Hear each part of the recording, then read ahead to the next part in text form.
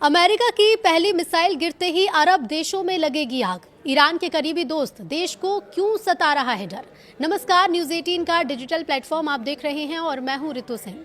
Lebanon के विदेश मंत्री ने कहा है कि अगर ईरान के साथ तनाव बढ़ता है तो वहां अमेरिका अपने हमलों को शुरू करता है तो इजराइल हिजबुल्लाह को निशाना बनाने के लिए उनके देश के ढांचे पर हमला कर सकता है। लेबनान को डर है कि अगर ईरान पर हमले शुरू होते हैं तो वहां के हालात बिगड़ते हैं तो इजराइल उसके ऊपर हमले कर सकता है। लेबनान के विदेश मंत्री ने 24 फरवरी को एक बयान दिया और कहा कि अगर ईरान के साथ तनाव बढ़ता है तो इजराइल उनके देश को ढांचे पर हमला कर सकता है। ये बयान ऐसे समय में आया है जब इजराइल ने ईरान के समर्थन वाले संगठन हिजबुल्लाह पर अपने हमले तेज कर दिए।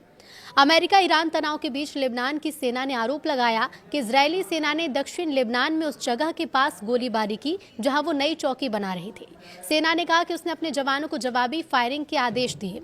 लेबनान के विदेश मंत्री यूसुफ रज्जी ने जेनेवा में पत्रकारों से बातचीत में कहा कि संकेत ये मिल रहे हैं कि अगर हालात बिगड़ते हैं तो इजराइल बहुत बड़े हमले कर सकता है। इसमें एयरपोर्ट जैसे अहम ढांचे भी शामिल हो सकते हैं।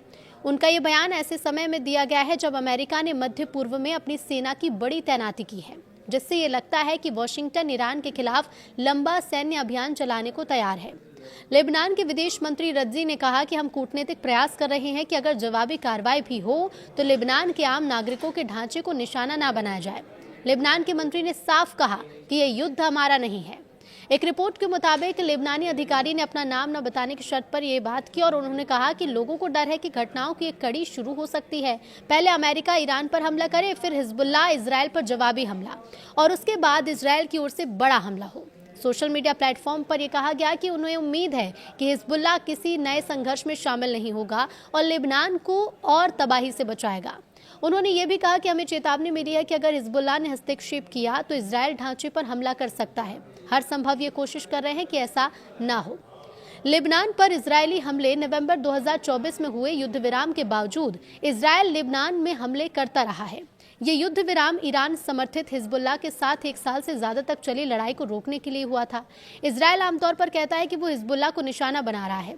पिछले शुक्रवार भी इजराइल ने पूर्वी लेबनान में हिजबुल्लाह के ठिकानों और दक्षिण में फिलिस्तीनी संगठन हमास से जुड़े ठिकानों पर घातक हमले भी किए थे।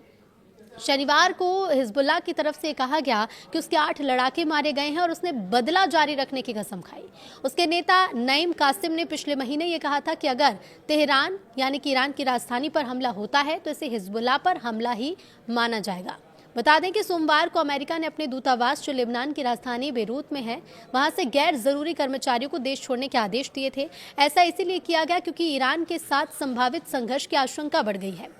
मंगलवार को लेबनान की सेना ने कहा कि वो दक्षिणी सीमा पर एक नई निगरानी चौकी बना रही थी और तभी उस इलाके में इजराइल की तरफ से गोलीबारी की गई। सेना ने कहा कि कमांड ने आदेश दिया कि चौकी को मजबूत किया जाए, वहीं डटे रहें और जवाबी फायरिंग भी करें। दूसरी तरफ इजराइल की सेना ने कहा कि उसने देखा कि लेबनानी सैनिक बिना पहले से तालमेल किए उसकी सेना के पास चौकी बना रहे थे और उसने उन्हें रुकने को भी कहा। सेना के बयान में कहा गया कि जब हमारी बात का जवाब नहीं मिला तो काम रोकने के लिए चेतावनी स्वरूप गोलीबारी की गई है।